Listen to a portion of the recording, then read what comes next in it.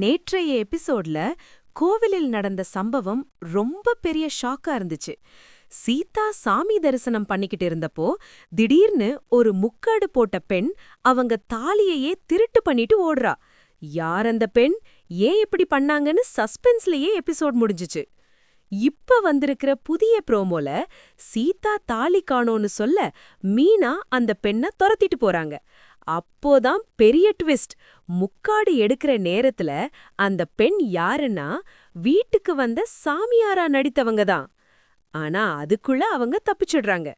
பின்னாடி கோவிலுக்கு வந்த மீனா நடந்ததெல்லாம் சொல்லியும் விஜயா அத நம்பவே மாட்டேங்கிறாங்க. இதுக்குள்ள முத்து ஒரு சேலஞ்ச் போட்டுடுறாரு, அந்த திருடிய பிடிச்சு காட்டுறேன்னு. இறுதியில் சிசிடிவி வழியா அந்த பெண்ணை கண்டுபிடிக்கிறாரு முத்து. அடுத்தது என்ன ஆகும்? அந்த திருடி பிடிக்கப்படுவாளா? சீதாவுக்கு தாலி திரும்ப கிடைக்குமா? இதுதான் இப்போ பெரிய கேள்வி.